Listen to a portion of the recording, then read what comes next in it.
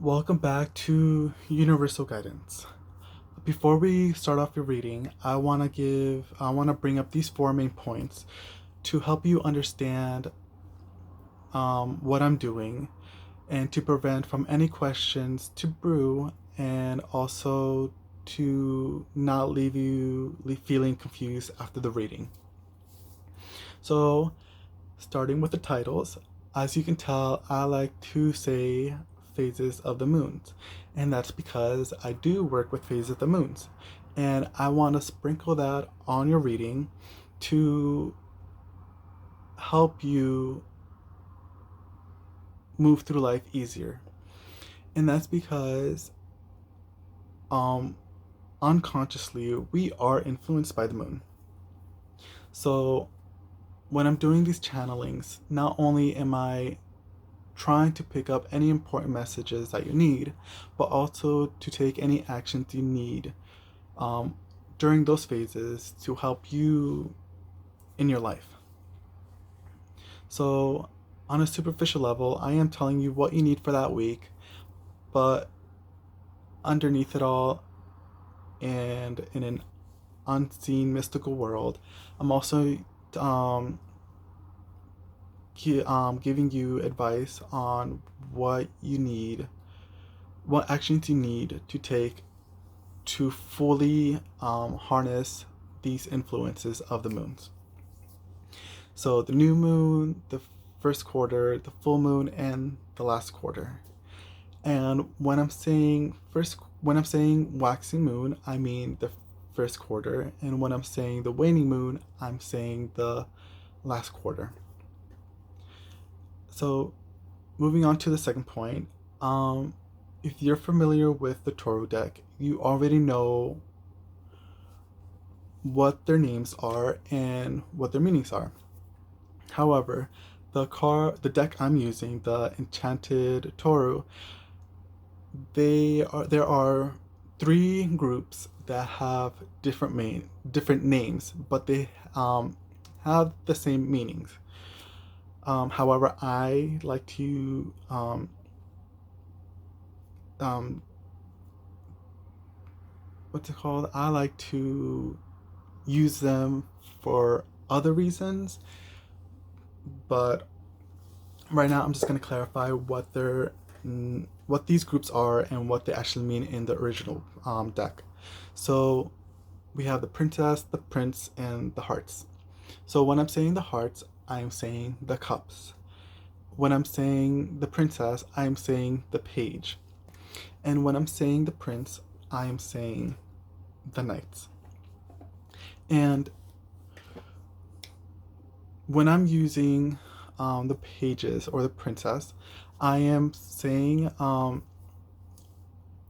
that you are receiving a certain messages. So pages bring um, messages to you, where the prince or the knights bring telling you what action you need to take. And the hearts are just the cups, and they mean like the original one, just they bring up they signify the water element and emotional aspects within you or around you.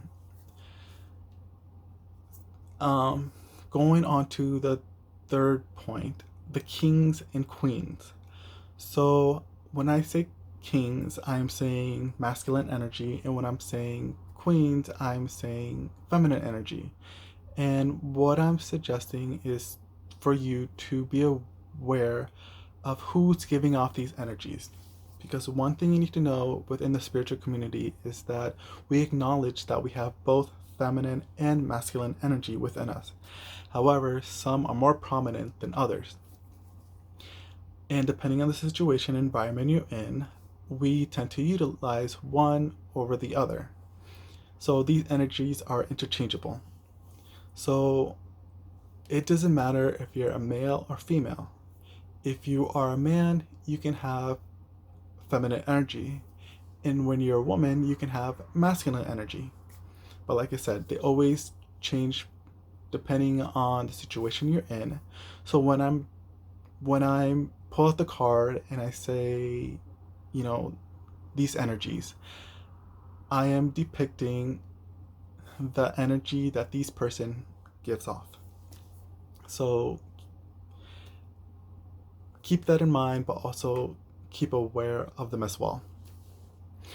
In the fourth point, I want to finally mention, fourth and last point, is the reason why I don't the cards, bef- shuffle the cards in front of you guys before the reading. And the main reason is I am saving myself from the embarrassment of how I look and how I sound when I'm doing these. I've recorded before and I look so silly, and I didn't, yeah, and personally, I find it embarrassing. So, and the reason why I want to bring this up is because within the Torah community, we they have informed a lot of their readers that there are people out there that like to shuffle or pre-shuffle their deck and have things already prearranged just so they can be misled or give off information to manipulate whatever.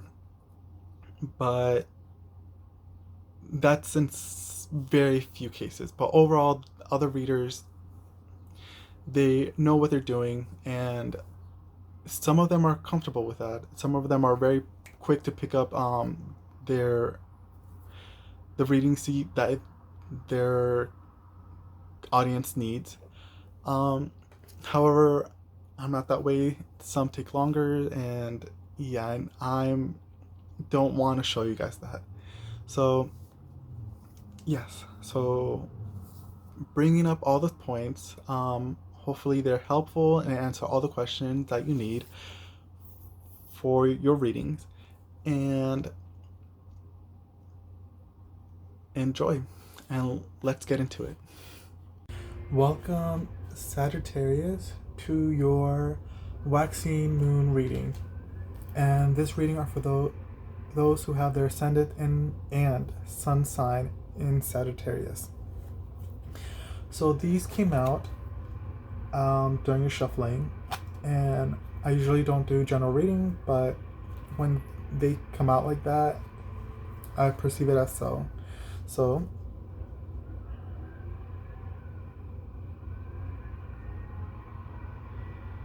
sorry, you got the Six of Wands, the Wheel of Fortune, and the Four of Pentacles. And what I'm getting is that you have gained something, you have achieved something that has changed your life around for the better, and you're holding on to it for dear life. It's like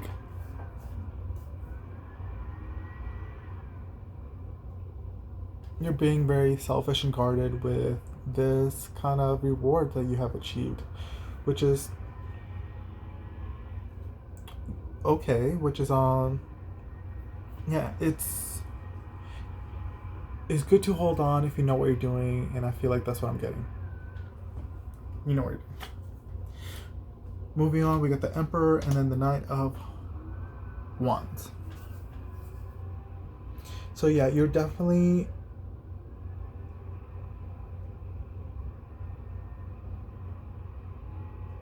being very calculated with this, and I'm not saying that in a bad way. Calculated, depending on how you use it and what approach you move forward with that, makes it good or bad. But in this case, you're being very guarded and very calculated with this gains that you have, that you received, and you're being very disciplined with it. You're being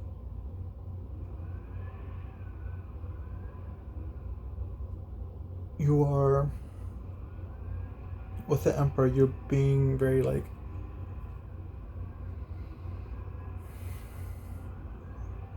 what's that word? You're finding a direction in which the next step to move forward into.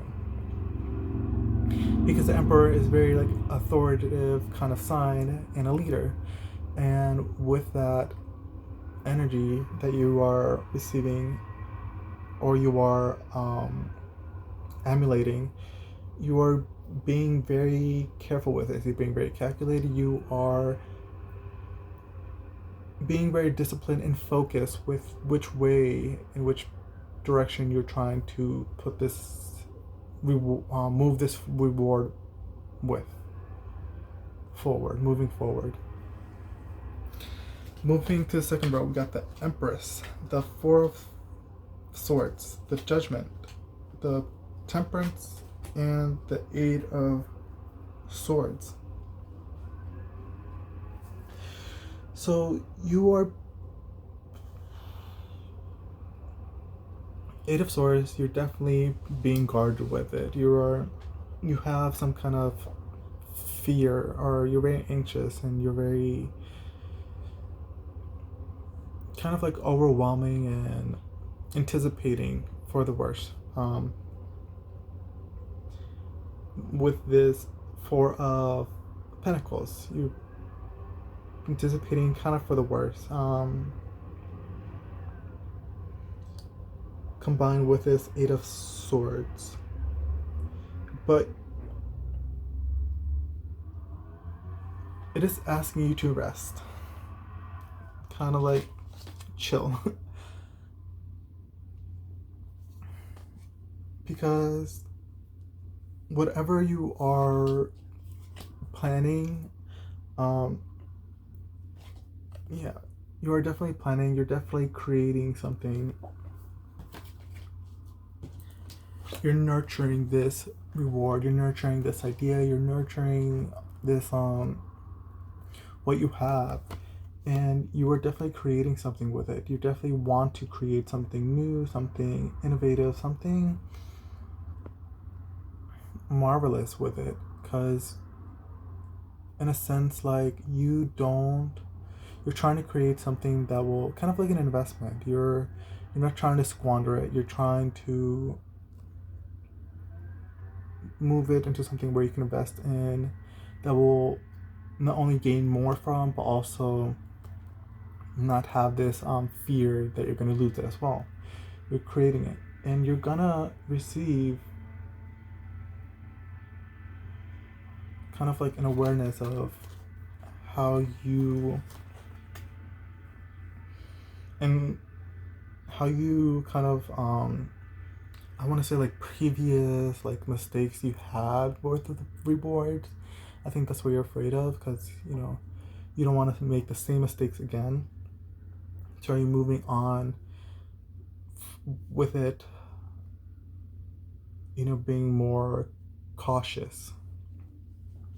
That's the word, cautious. You're being more cautious about it, and you're being shown what to do with it, with the Judgment as well. Moving on, we got the Princess of Wands, the Lovers, the King of Swords, the Chariot, and the Strength card.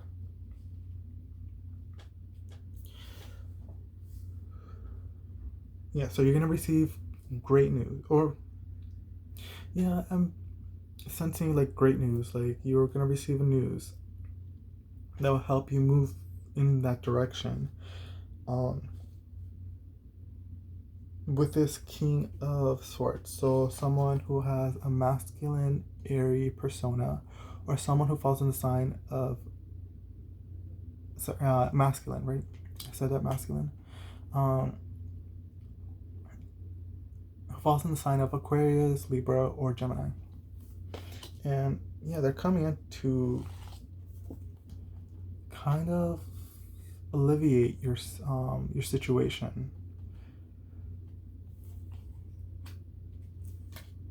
And again, Lovers doesn't mean a lover, which it could be, but it can be a friend, family, someone who, is there to nurture and, you know,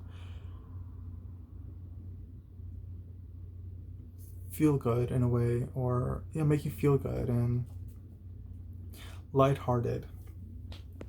And yeah, you're definitely moving towards your, with the Chariot and Strength card, you are moving forward. You are determined to get this plan into action. But you're being gentle with yourself, because remember, you need to take a rest. Take take a rest, get things together. Don't force yourself to a burnout where you're focusing way too much and then you just burn yourself out. Give yourself time to focus, and reflect, and give yourself time to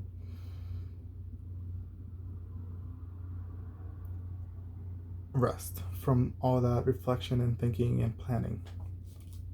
So, create a balance.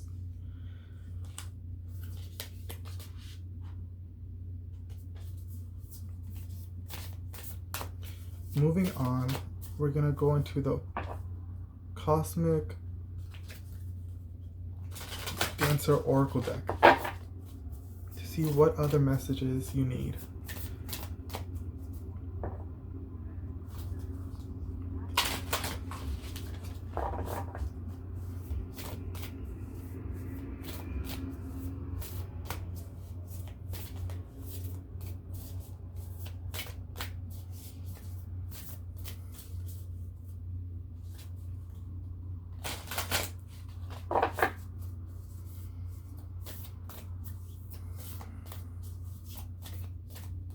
Yeah, you need to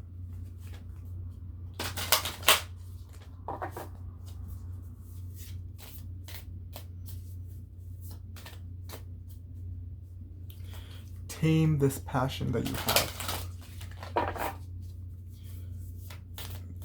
Not tame, like,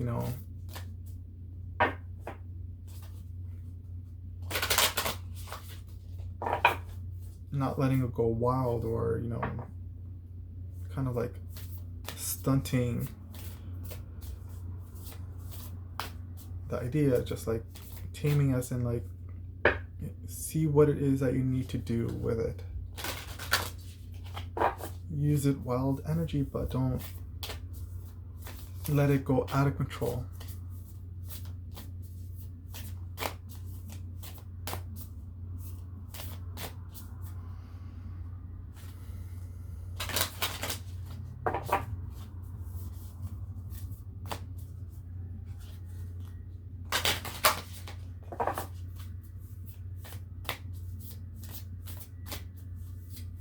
Yeah, this King of Swords is definitely going to help you out.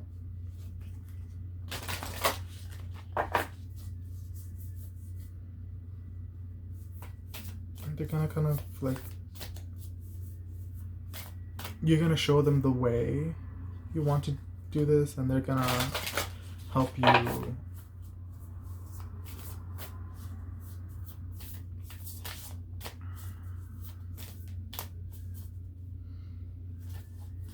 help you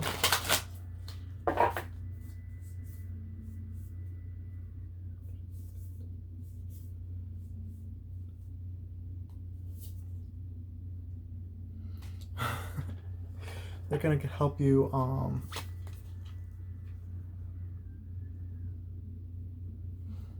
what's the word?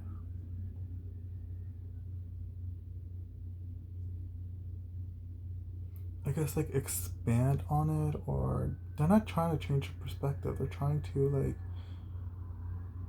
support you in the plan and help you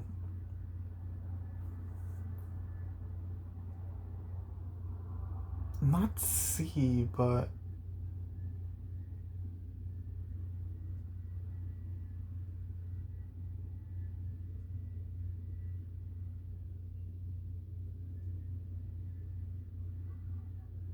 yeah, support you.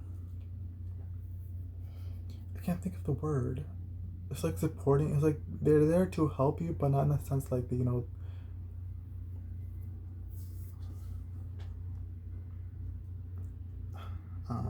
But the card I got for you is Give and Receive.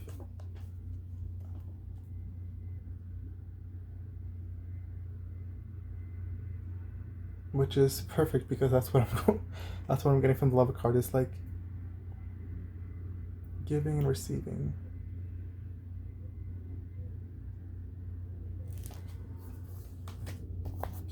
What is this? Maybe it will help me clarify what I'm trying to say.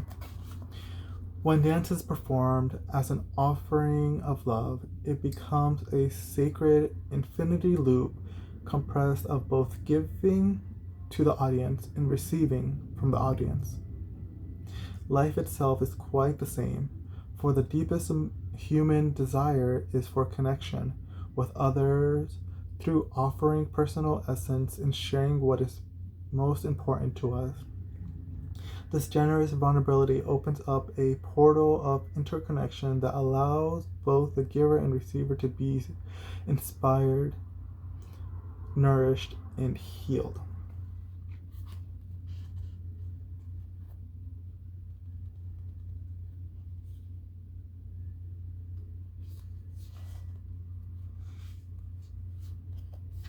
In truth, the world wants to see and know you. When you receive another in the fullest of who they are and what they have to give, a point of connection is made that helps to illuminate the entire matrix, bringing more peace and harmony to the collective.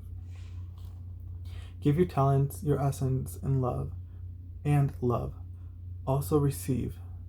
Listen deeply and be attentive, present, aware, and appreciative. Welcome the sacred energies and essence of another person and the blessings and beauty of the entire world.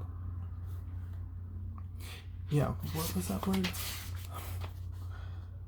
Inspired. That's what I'm getting, like, from the person, because it's like you're showing them the way and they're kind of like supporting you, but it's kind of like they're feeding into your vision.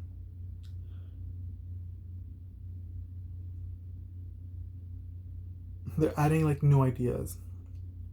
It's the same as perspective, because perspective is like changing, and adding ideas is adding ideas, right? That's what I see it as. That's the difference. That's when, yeah, so they're like adding to it. Yeah, they're adding to it. They're nurturing it as well. And that's what it is. You're giving and you're also receiving from this person, and that's what they're doing too.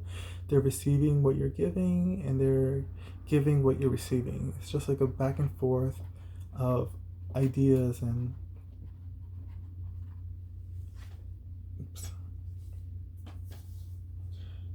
planning. So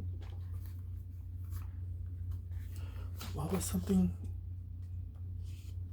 Yeah, just building connections with one another.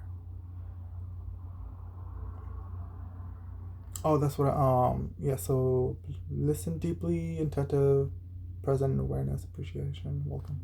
Yeah, so I guess, like, yeah, just take your time, rest when you need to, be active when you have to, and create that balance. And yeah, that's what I got for you, Sagittarius. So thank you for coming by, and I'll see you next time.